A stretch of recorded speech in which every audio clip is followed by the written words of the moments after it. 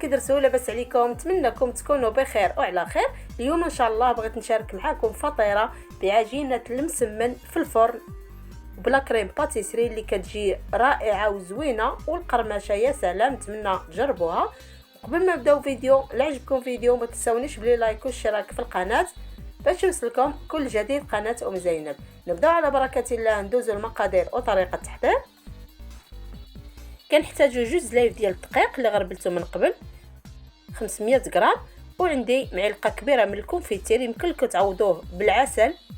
عندي قبسه من الملح، بيض بيضه، الاصفر كنحتفظ به حتى الاخر، عاد كندهن به الفطيره. من بعد كنزيد فانيلا،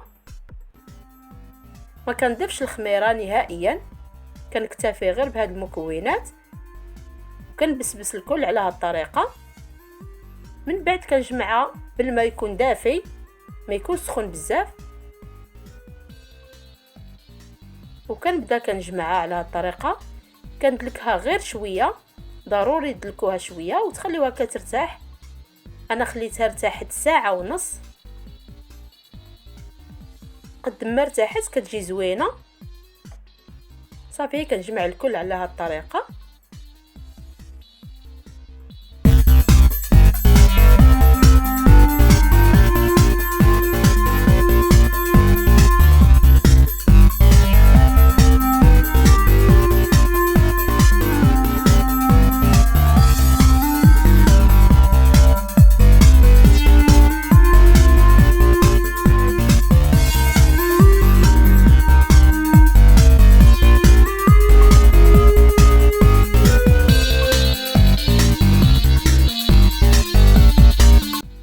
بعد ما كملت العجين كنخليها كترتاح في واحد البلاستيكه، وكندوزو نوجدو لا كريم باتيسري. كنحتاجو فيها نص لتر د الحليب، 2 معالق كبار من بودره لا كريم باتيسري، و2 معالق كبار من سكر سنيده. الحلاوه دائما كتبقى على حسب الذوق. وكنخلط الكل، هي كطيب وانا كنحرك غير بشويه حتى كطيب ليا لا كريم. النار تكون مهيله باش كطيب على خاطرها، كتاخذ غير 10 دقائق. من بعد كنديرها في واحد الاناء ونزيد عليها معلقه كبيره من الزبده، ونخليها كتبرد في الثلاجه.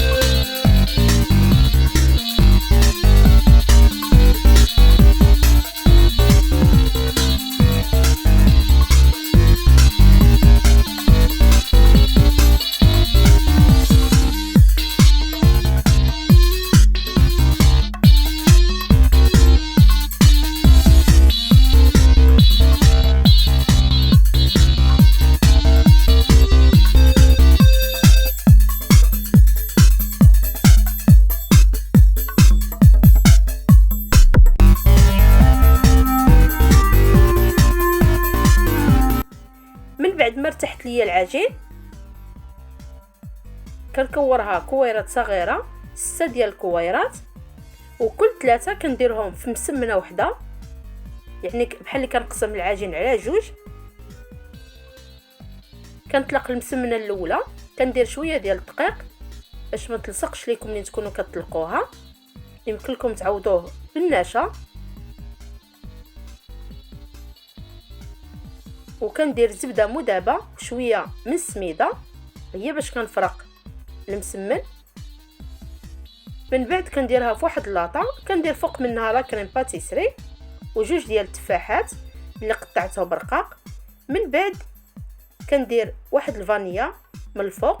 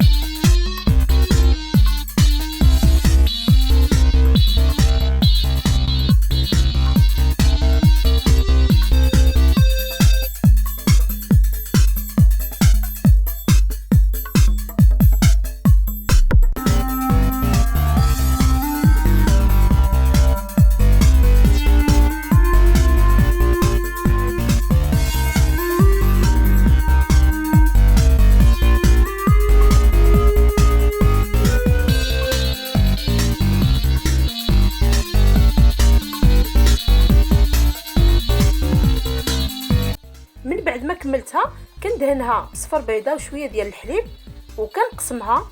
قسميها عاد دخليها الفرن اللي كتكوني ديجا شاعلاه يكون سخون.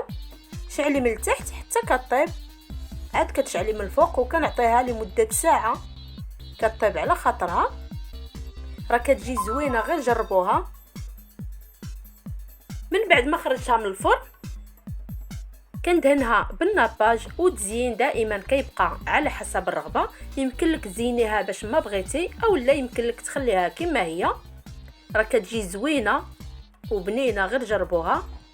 وهذه هي نهايه الفطيره اللي شاركت معكم. لا عجبكم فيديو ما تنسونيش بلي لايك والاشتراك في القناه باش يوصلكم كل جديد قناه زينب. السلام عليكم، الفيديو الجاي ان شاء الله مع وصفه جديده وفيديو جديد.